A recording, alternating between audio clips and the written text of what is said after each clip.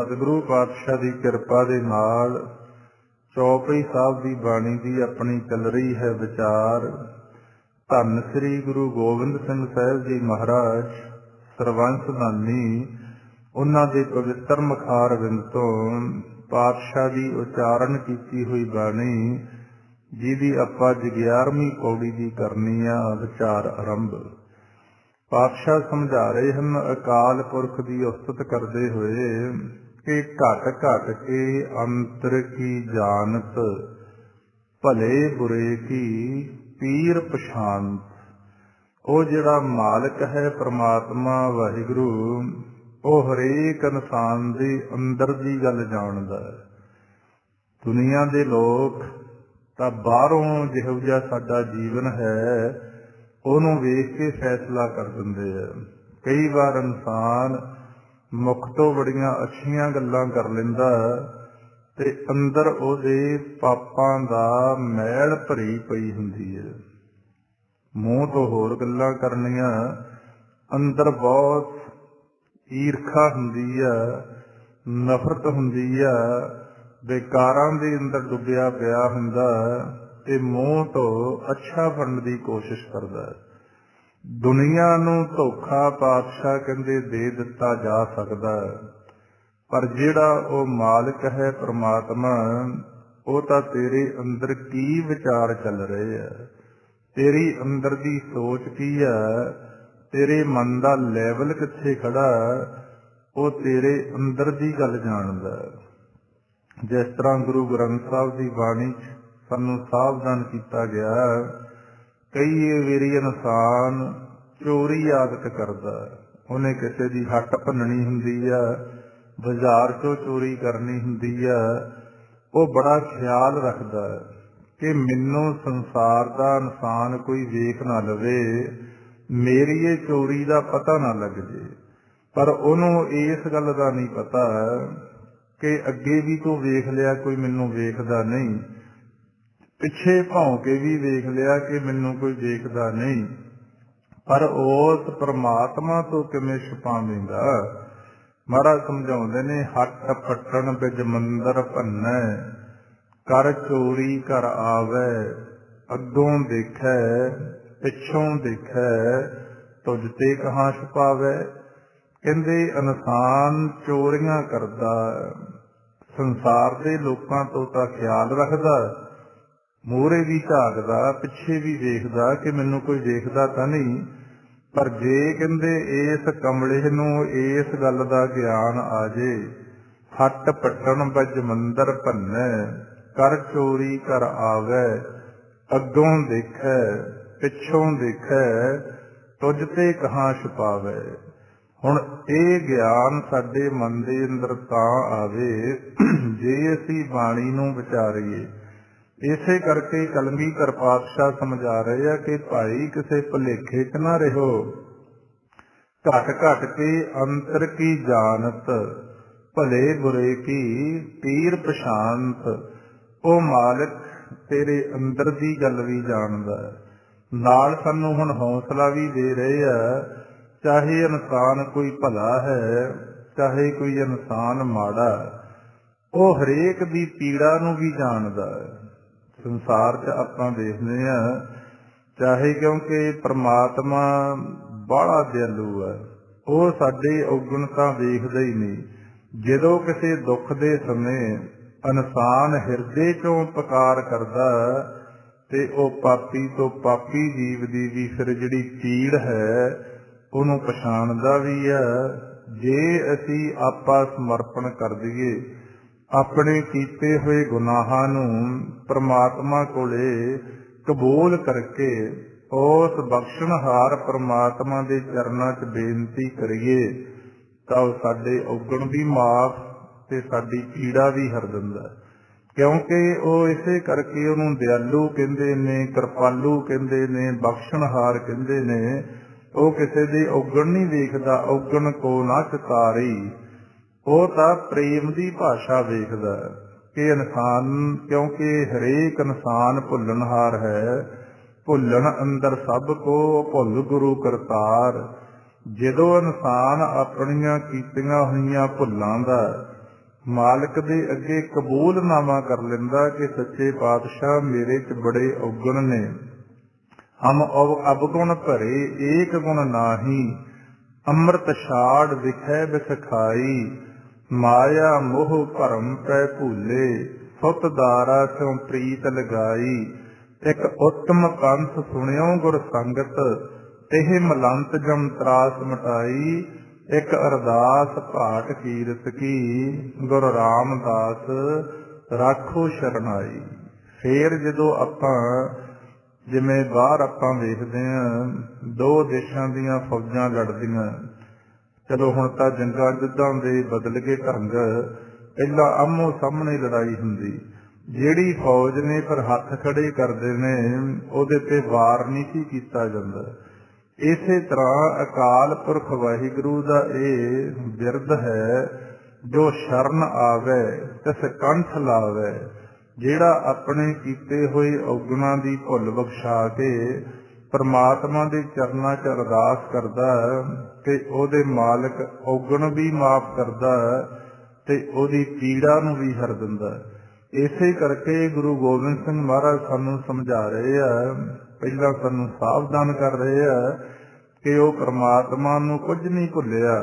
ਘਟ ਘਟ ਕੇ ਅੰਤਰ ਕੀ ਜਾਣਤ, ਭਲੇ ਬੁਰੇ ਕੀ ਪੀਰ ਪਛਾਨਤ। ਉਹ ਭਲਿਆਂ ਦੀ ਵੀ ਤੇ ਬੁਰਿਆਂ ਦੀ ਵੀ ਪੀੜ ਨੂੰ ਪਛਾਣਦਾ ਹੈ। ਕੀਤੀ ਤੇ ਕੁੰਚਰ ਅਸਤੂਲਾ।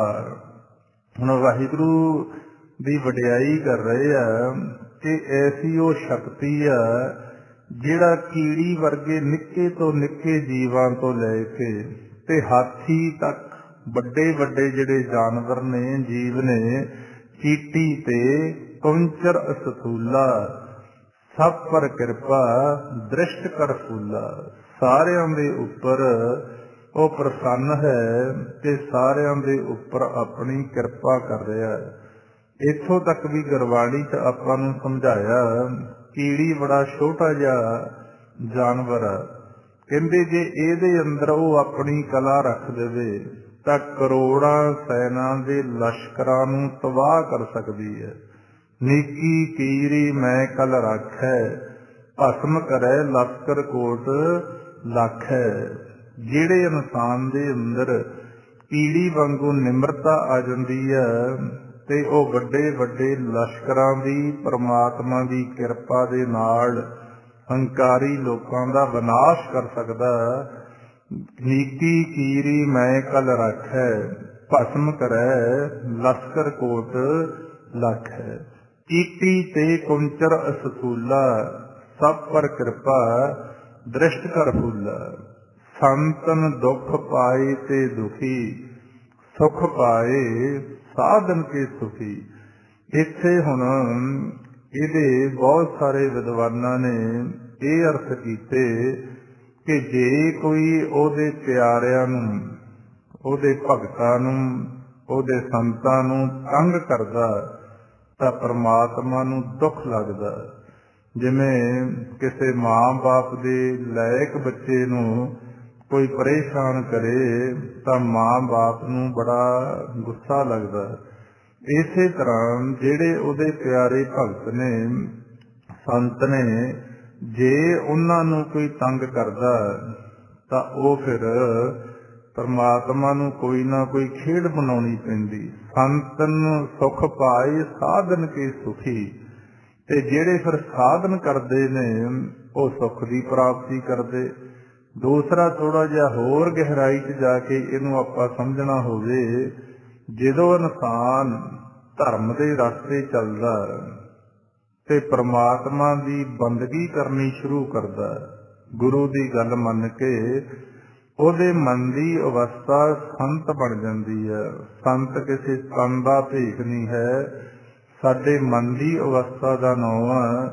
ਜਦੋਂ ਇਹ ਪਰਮਾਤਮਾ ਦੇ ਨਾਮ ਦਾ ਜਾਪ ਕਰਦਾ ਕਰਦਾ ਇਨਸਾਨ ਸੁਰਤ ਉੱਪਰ ਉੱਠਦੀ ਆ, ਸਾਡੇ ਅੰਦਰ ਅਨਹਦ ਬਾਣੀ ਪ੍ਰਗਟ ਹੁੰਦੀ ਆ, ਉਦੋਂ ਸਾਡੇ ਮਨ ਨੂੰ ਸੰਤ ਦਾ ਨਾਮ ਦਿੱਤਾ ਗਿਆ, ਜਿਹਦੇ ਬਾਰੇ ਆਪਾਂ ਪੜ੍ਹਦੇ ਹਾਂ, ਅਨਹਦ ਬਾਣੀ ਪੂੰਜੀ ਸੰਤਨ ਹੱਥ ਰਾਖੀ ਕੁੰਜੀ। ਜਿੰਨਾ ਚਿਰ ਤਾਂ ਉਹ ਸੰਤ ਬਣਿਆ ਹੋਇਆ ਮਨ ਪਰਮਾਤਮਾ ਦੇ ਨਾਮ ਨਾਲ ਜੁੜਿਆ ਰਹਿੰਦਾ, ਉਨਾ ਚਿਰ ਸੁਖੀ ਰਹਿੰਦਾ। ਜਦੋਂ ਕਿਤੇ ਉਹਦੀ ਲਿਵ ਫਿਰ ਸੰਸਾਰ ਵਾਲੇ ਪਾਸੇ ਨੂੰ ਆਉਂਦੀ ਆ, ਉਹ ਦੁੱਖ ਮਹਿਸੂਸ ਕਰਦਾ, ਕਿਉਂਕਿ ਸੰਸਾਰ ਦੁੱਖਾਂ ਦਾ ਘਰ ਹੈ ਤੇ ਪਰਮਾਤਮਾ ਨਿਰੰਕਾਰ ਸੁੱਖਾਂ ਦਾ ਸਾਗਰ ਹੈ। ਇਸ ਕਰਕੇ ਮਹਾਰਾਜ ਸਮਝਾ ਰਹੇ ਆ, ਸੰਤਨ ਦੁੱਖ ਪਾਏ ਤੇ ਦੁਖੀ। ਜਦੋਂ ਕਿਸੇ ਸੰਤ ਬਣੇ ਹੋਏ ਮਨ ਨੂੰ ਆ ਸੰਸਾਰ ਦੇ ਨਾਲ ਜੁੜਨਾ ਪੈਂਦਾ ਤਾਂ ਉਹ ਔਖ ਮਹਿਸੂਸ ਕਰਦਾ। ਇਸੇ ਕਰਕੇ ਪਾਤਸ਼ਾਹ ਸਮਝਾ ਰਹੇ ਆਪਾਂ ਨੂੰ ਕਿ ਐਸੀ ਆਪਣੇ ਮਨ ਦੀ ਅਵਸਥਾ ਬਣਾ ਲਓ, ਤੁਸੀਂ ਸ਼ਬਦ ਦੇ ਦਾਇਰੇ ਦੇ ਅੰਦਰ ਰਹੋ ਤੇ ਤੁਹਾਡਾ ਮਨ ਪਰਮਾਤਮਾ ਦੀ ਸ਼ਰਨ ਚ ਰਵੇ। ਤਾਤੀ ਬਾਉ ਨਾ ਲੱਗਈ ਪਾਰ ਬ੍ਰਹਮ ਸ਼ਰਨਾਈ, ਚੌਗਿਰਦ ਹਮਾਰੇ ਰਾਮ ਕਾਰ, ਦੁੱਖ ਲੱਗੇ ਨਾ ਭਾਈ, ਸੁਖ ਪਾਏ ਸਾਧਨ ਕੇ ਸੁਖੀ। ਸੁੱਖਾਂ ਦਾ ਫਿਰ ਸਾਧਨ ਕੀ ਹੈ? ਜੋ ਪਰਮਾਤਮਾ ਨੇ ਸਾਨੂੰ ਗੁਰਬਾਣੀ ਰਾਹੀਂ ਇਹ ਸੁਨੇਹਾ ਭੇਜਿਆ ਕਿ ਸਿਮਰੋ ਸਿਮਰ ਸਿਮਰ ਸੁਖ ਪਾਵੋ, ਕਲ ਕਲੇਸ਼ ਤਨ ਮਾਹੇ ਮਟਾਵੋ। ਕਿ ਐਸਾ ਭਾਈ ਆਪਣੇ ਜੀਵਨ ਦਾ ਸਾਧਨ ਬਣਾਓ। ਜੇ ਸੁਖੀ ਹੋਣਾ ਚਾਹੁੰਦੇ ਹੋ ਤਾਂ ਉਹ ਸੁੱਖਾਂ ਦੇ ਦਾਤੇ ਨੂੰ ਸਿਮਰਿਆ ਕਰੋ, ਉਹਦੀ ਸੇਵਾ ਕਰਿਆ ਕਰੋ। ਇਕੱਲੇ ਸੰਸਾਰ ਨਾਲ ਜੁੜ ਕੇ ਦੁੱਖ ਹੀ ਨਾ ਭੋਗੀ ਜਾਇਓ।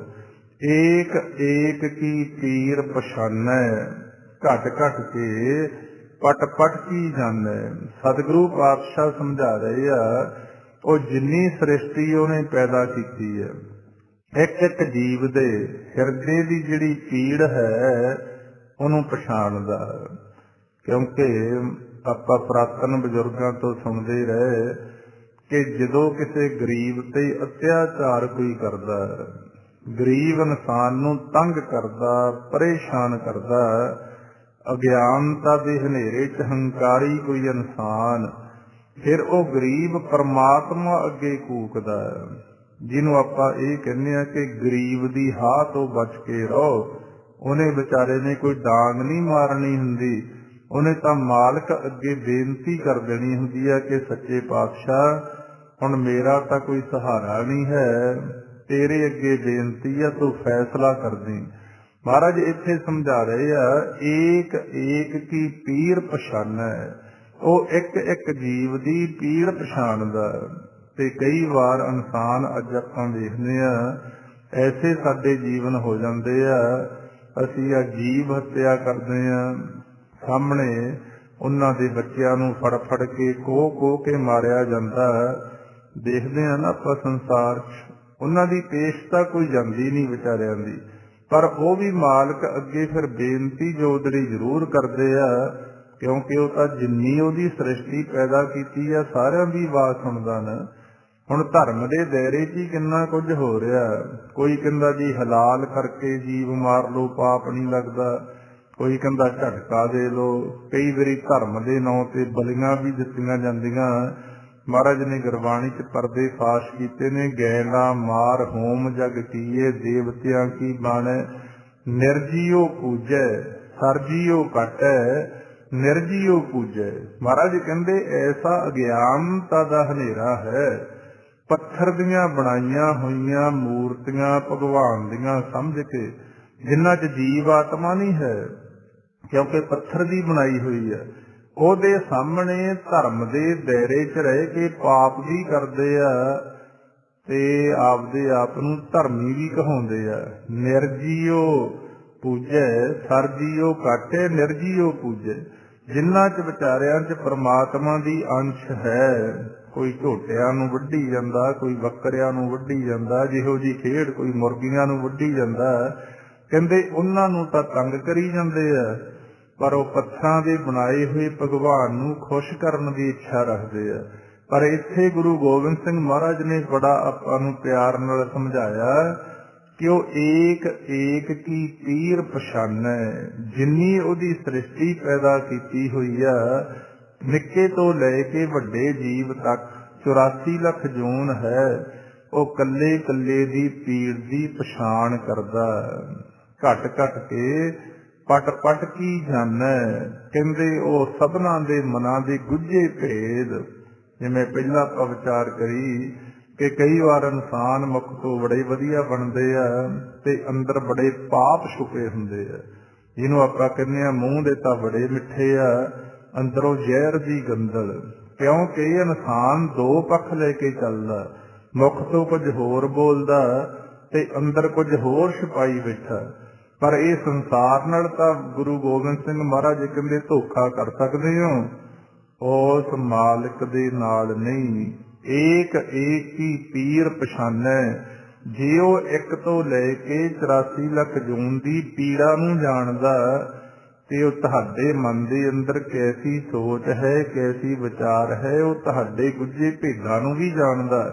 ਘਟ ਘਟ ਕੇ ਪਟ ਪਟ ਕੀ ਜਾਣੈ। ਅੱਗੇ ਹੁਣ ਪਾਤਸ਼ਾਹ ਉਸ ਵਾਹਿਗੁਰੂ ਦੀ ਸ਼ਕਤੀ ਦਾ ਵਰਣਨ ਕਰ ਰਹੇ ਆ। ਕਹਿੰਦੇ ਜਬ ਉਦ ਕਰਖ ਕਰਾ ਕਰਤਾਰਾ, ਪਰਜਾ ਧਰਤ ਤਬ ਦੇਹ ਅਪਾਰਾ।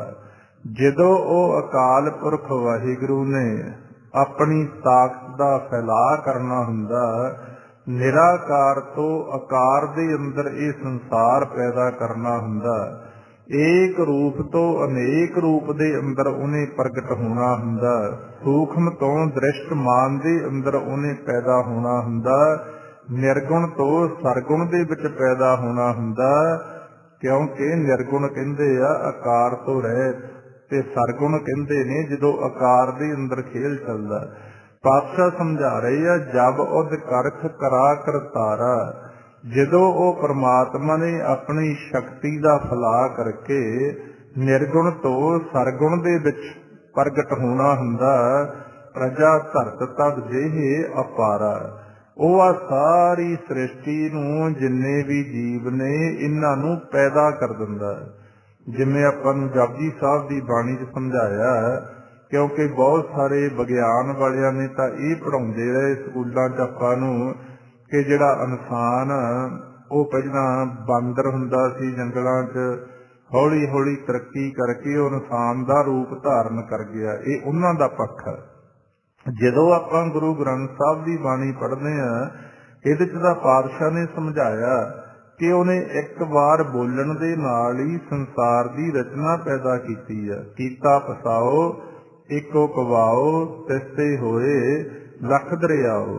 ਉਹਨੇ ਇਹ ਬਾਂਦਰਾਂ ਤੋਂ ਨਹੀਂ ਇਨਸਾਨ ਬਣਿਆ, ਉਹਨੇ 84 ਲੱਖ ਜੂਨ ਪੈਦਾ ਕਰਕੇ ਦੋ ਫਿਰ ਸਰੀਰ ਤਿਆਰ ਕੀਤੇ ਨੇ, ਇੱਕ ਨਾਰੀ ਦਾ ਇੱਕ ਪੁਰਖ ਦਾ।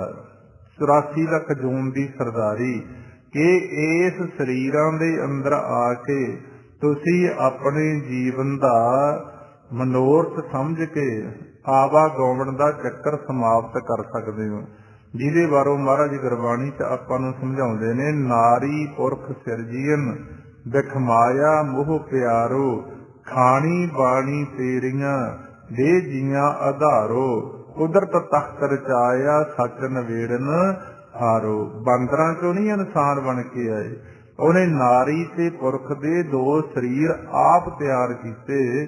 ਸੰਸਾਰ ਦੀ ਭਾਵੇਂ ਆਪਣੇ ਸਰੀਰ ਦਾ ਆਕਾਰ ਇਸਤਰੀ ਵਾਲਾ ਚਾਹੇ ਮਰਦ ਵਾਲਾ, ਪੁਰਖ ਵਾਲਾ, ਪਰ ਜੋਤ ਸਾਰਿਆਂ ਦੇ ਅੰਦਰ ਇੱਕੋ ਹੀ ਵਰਤ ਰਹੀ ਹੈ। ਸਭ ਮੈਂ ਜੋਤ ਜੋਤ ਹੈ ਸੋਏ, ਤਿਸ ਕੈ ਚਾਨਣ ਸਭ ਮੈਂ ਚਾਨਣ ਹੋਏ। ਇਹ ਤਾਂ ਸੰਸਾਰ ਦੀ ਉਤਪਤੀ ਵਾਸਤੇ ਅੱਗੇ ਪਾਤਸ਼ਾਹ ਨੇ ਦੋ ਸਰੀਰ ਤਿਆਰ ਕੀਤੇ।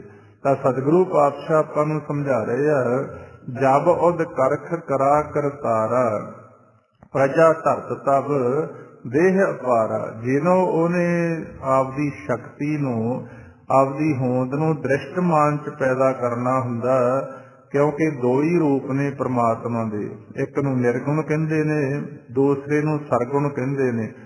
ਨਿਰਗੁਣ ਸਰਗੁਣ ਰੰਗ, ਸਰਗੁਣ ਨਿਰਗੁਣ ਨਿਰੰਕਾਰ, ਪੁੰਨ ਸਮਾਧੀ ਆਪ, ਆਪਨ ਕੀਆ ਨਾਨਕਾ ਆਪੇ ਹੀ ਫਿਰ ਜਾਪ। ਨਿਰਾਕਾਰ ਨਿਰਗੁਣ ਕਹਿੰਦੇ ਨੇ ਆਕਾਰ ਤੋਂ ਰਹਿਤ, ਸਰਗੁਣ ਕਹਿੰਦੇ ਨੇ ਆਕਾਰ 'ਚ।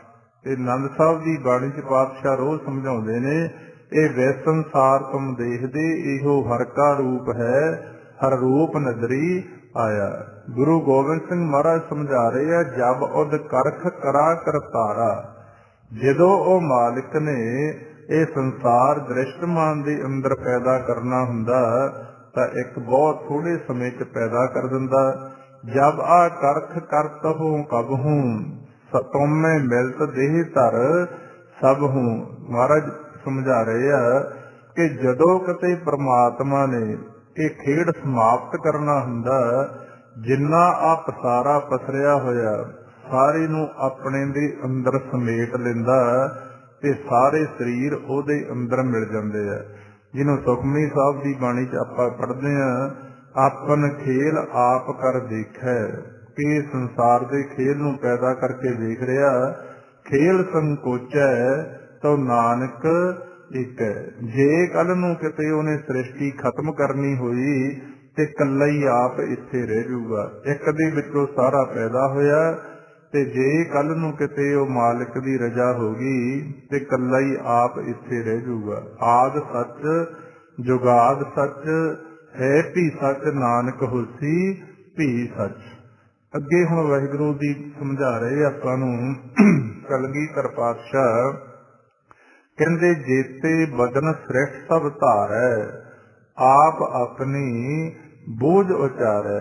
ਕਿ ਹੇ ਅਕਾਲ ਪੁਰਖ ਵਾਹਿਗੁਰੂ, ਜਿੰਨੀ ਵੀ ਤੂੰ ਇਹ ਸ੍ਰਿਸ਼ਟੀ ਪੈਦਾ ਕੀਤੀ ਹੈ, ਚਾਹੇ ਕਿਸੇ ਵੀ ਜੂਨ 'ਚ 84 ਲੱਖ ਜੂਨ ਪੈਦਾ ਕੀਤੀ ਹੈ, ਜਿੰਨੇ ਇਹ ਸਰੀਰ ਪੈਦਾ ਕੀਤੇ ਨੇ, ਜੇਤੇ ਬਦਨ ਸ੍ਰਿਸ਼ਟ ਸਭ ਧਾਰੈ।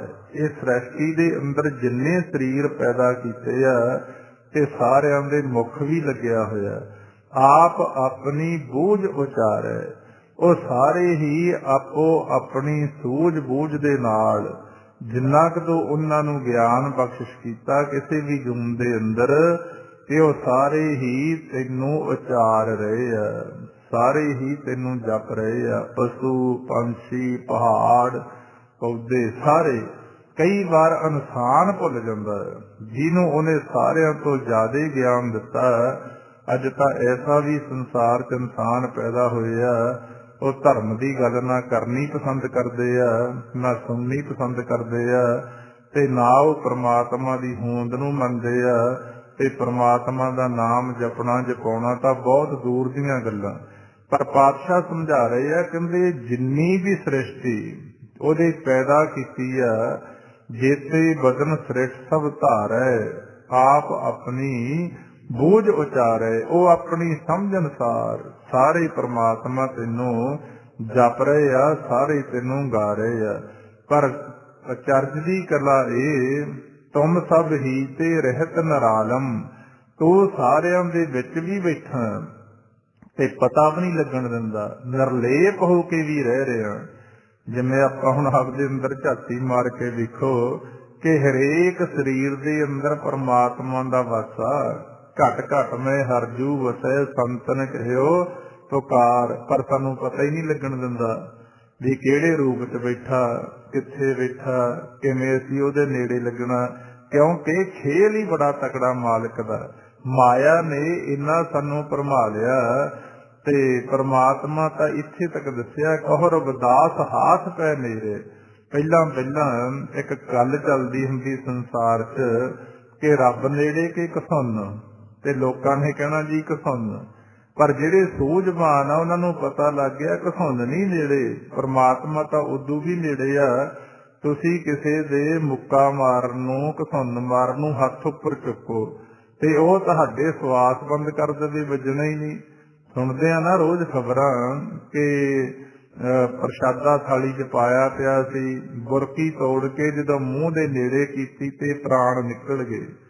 ਇੰਨਾ ਨੇੜੇ ਭਗਤ ਰਵਿਦਾਸ ਜੀ ਕਹਿੰਦੇ, ਕਹੋ ਰਵਿਦਾਸ ਹਾਥ ਪੈ ਮੇਰੇ, ਸਹਿਜੇ ਹੋਏ ਸੋ ਹੋਏ। ਪਰ ਕਲਗੀਧਰ ਪਾਤਸ਼ਾਹ ਕਹਿੰਦੇ, ਵਾਹਿਗੁਰੂ ਤੇਰਾ ਅਚਰਜ ਖੇਲ, ਤੂੰ ਸਾਰਿਆਂ ਦੇ ਅੰਦਰ ਵੀ ਬੈਠਾ। ਤੁਮ ਸਭ ਹੀ ਤੇ ਰਹਿਤ ਨਿਰਾਲਮ, ਸਾਰਿਆਂ ਦੀ ਪਾਲਣਾ ਪੋਸ਼ਣਾ ਵੀ ਕਰ ਰਿਹਾ ਤੇ ਤੂੰ ਕਿਸੇ ਨੂੰ ਭੇਦ ਵੀ ਨਹੀਂ ਛੇਤੀ ਲੱਗਣ ਦਿੰਦਾ ਆਪਦਾ। ਇਹੀ ਭੇਦ ਲੈਣ ਵਾਸਤੇ ਤਾਂ ਧਰਮ ਦਾ ਗਿਆਨ ਲੈਣ ਦੀ ਲੋੜ ਆ ਕਿ ਜਿਹੜੇ ਪ੍ਰਮਾਤਮਾ ਨੂੰ ਲੋਕ ਪੱਥਰਾਂ 'ਚੋਂ ਲੱਭਦੇ ਫਿਰਦੇ ਆ, ਚਾਰੇ ਦਿਸ਼ਾਵਾਂ 'ਚੋਂ ਲੱਭਦੇ ਫਿਰਦੇ ਆ, ਗੁਰੂ ਨਾਨਕ ਦੇ ਘਰ ਨੇ ਭੇਜ ਦਿੱਤਾ ਕਿ ਤੁਹਾਡੇ ਸਰੀਰ ਦੇ ਅੰਦਰ ਹੀ ਹੈ ਸਾਰਾ ਕੁਛ, ਸਭ ਕੁਛ ਘਰ ਮੈਂ, ਬਾਹਰ ਨਾਹੀ, ਬਾਹਰ ਟੋਲੇ ਸੋ ਭਰਮ ਭੁਲਾਹੀ। ਕਲਗੀਧਰ ਪਾਤਸ਼ਾਹ ਸਮਝਾ ਰਹੇ ਆ, ਤੁਮ ਸਭ ਹੀ ਤੇ ਰਹਿਤ ਨਰਾਲਮ, ਜਾਨਤ ਵੇਦ ਭੇਦ ਅਰ ਆਲਮ। ਤੁਸੀਂ ਵੇਦਾਂ ਦੇ ਭੇਦਾਂ ਤੇ ਵਿਦਵਾਨਾਂ ਦੇ ਚੰਗੀ ਤਰ੍ਹਾਂ ਜਾਣਦੇ ਹੋ, ਉਹਨਾਂ ਨੂੰ ਸੋਝੀ ਦਿੰਦੇ ਹੋ ਬੋਲਣ ਦੀ। ਕਿਉਂਕਿ ਜੋ ਵੀ ਬੰਦਾ ਬੋਲਦਾ, ਧਰਮ ਦੀ ਪਰਥਾਈ ਕਿਸੇ ਇਨਸਾਨ 'ਚ ਪਾਵਰ ਨਹੀਂ ਹੈ ਕਿ ਆਪਦੀ ਮੱਤ ਨਾਲ ਬੋਲ ਲੂਗਾ। ਉਹ ਤਾਂ ਜਿਹੋ ਜਿਹਾ ਵਾਹਿਗੁਰੂ ਸੁਤਾ ਦਿੰਦਾ ਉਹੋ ਜਿਹਾ ਇਨਸਾਨ ਬੋਲਦਾ। ਪਰ ਤੂੰ ਚੰਗੀ ਤਰ੍ਹਾਂ ਸਾਰਿਆਂ ਦੇ ਅੰਦਰ ਦੀ ਗੱਲ ਨੂੰ ਜਾਣਦਾ। ਤੇ ਜਿੰਨੇ ਵੇਦਾਂ, ਕਿਉਂਕਿ ਵੇਦ ਕਿੱਥੋਂ ਆਏ? ਉਹ ਪ੍ਰਮਾਤਮਾ ਦੀ ਭੇਜੀ ਹੋਈ ਆ ਨਾ ਗੱਲ। ਤੇ ਗੁਰਬਾਣੀ ਕਿੱਥੋਂ ਆਈ? ਆਪਾਂ ਸਾਰੇ ਪੜ੍ਹਦੇ ਹਾਂ ਗੁਰੂ ਨਾਨਕ ਸਾਹਿਬ ਦੇ ਸ਼ਬਦ, ਜੈਸੀ ਮੈਂ ਆਵੇ ਖਸਮ ਕੀ ਬਾਣੀ, ਤੈਸੜਾ ਕਰੀ ਗਿਆਨ ਦੇ ਲਾਲੋ। ਅੱਗੇ ਮਹਾਰਾਜ ਸਮਝਾ ਰਹੇ ਆ, ਨਿਰੰਕਾਰ ਨਿਰਵਿਕਾਰ ਨਿਰਲੰਭ। ਇਹ ਪ੍ਰਮਾਤਮਾ ਆਪਾਂ ਨੂੰ ਸਮਝਾ ਰਹੇ ਆ ਕਿ ਭਾਈ ਉਹ ਜਿਹੜਾ ਆਪਣਾ ਮਾਲਕ ਹੈ ਨਿਰੰਕਾਰ, ਉਹਦਾ ਕੋਈ ਆਕਾਰ ਨਹੀਂ ਹੈ, ਨਿਰਾਕਾਰ ਹੈ।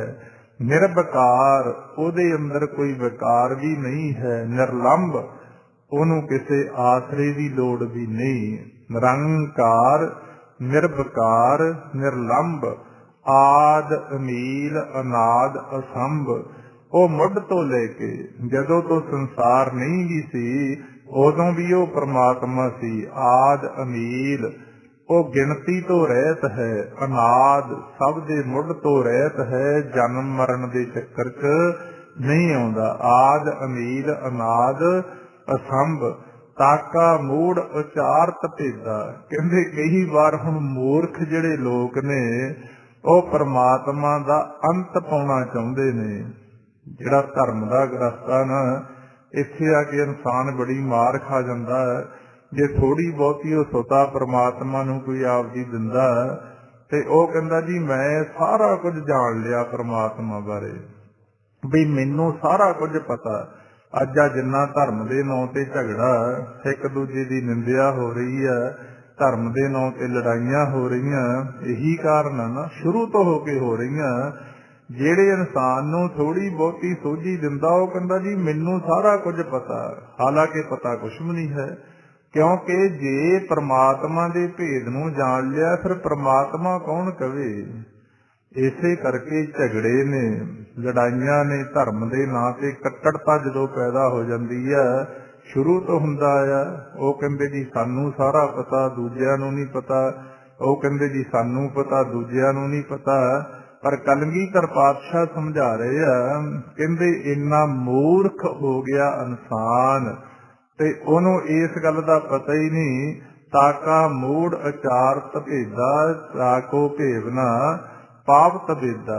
ਕਹਿੰਦੇ ਉਹ ਮੂਰਖ ਕਹਿੰਦਾ ਮੈਂ ਭੇਦ ਜਾਣ ਲਿਆ ਪ੍ਰਮਾਤਮਾ ਦਾ, ਤੇ ਜਿਹਦਾ ਭੇਦ ਵੇਦਾਂ ਤੋਂ ਨਹੀਂ ਪਾਇਆ ਗਿਆ।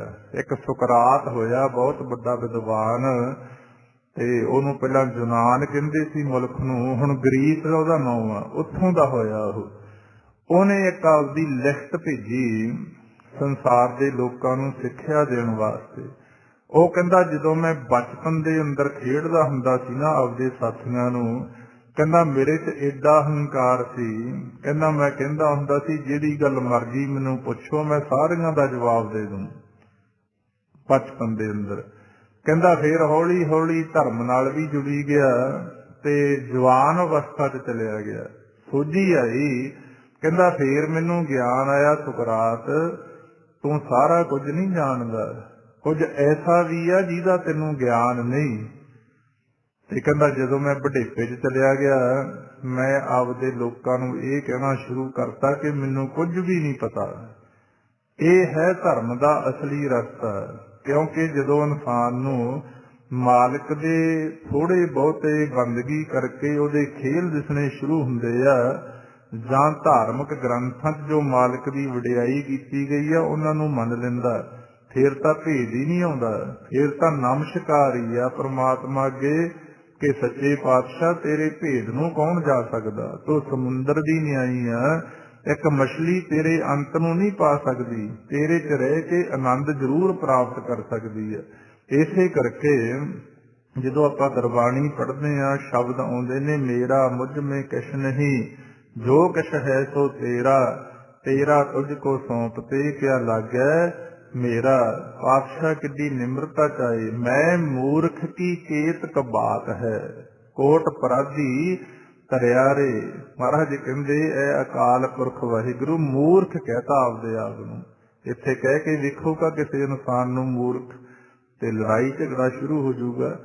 महाराज जी कहते मैं मूर्ख की केतक बात है, कोट अपराधी तरिया रे। गुर नानक जिन सुनिया पेखिया, से फिर गर्भात ना भरिया रे। इस तरह कलगीधर पातशाह आपां नूं समझा रहे हैं कि निरंकार है परमात्मा, निरंकार निर्विकार, बकारां तो रहत है, उन्होंने किसी आसरे की लोड़ नहीं।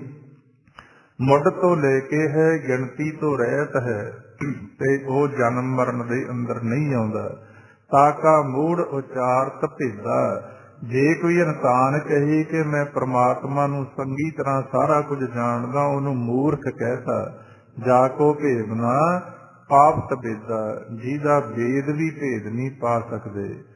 क्योंकि गुरु ग्रंथ साहब की बाणी एक जगह इन्ना आपां नूं समझाता कि परमात्मा है जिहड़ा दृष्टमान अखर है जीता, नानक पार ब्रह्म निर्लेपा।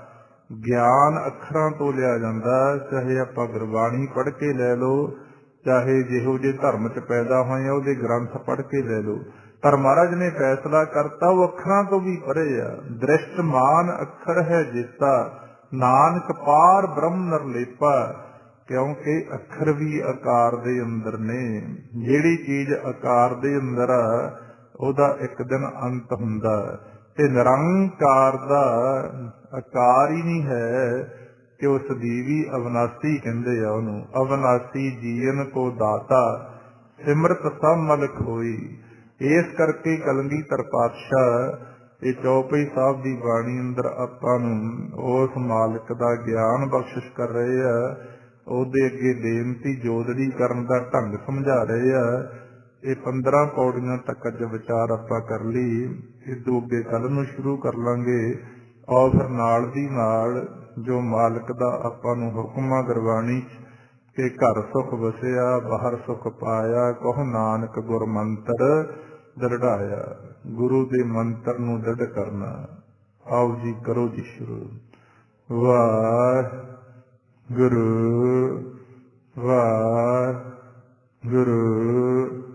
ਵਾਹਿਗੁਰੂ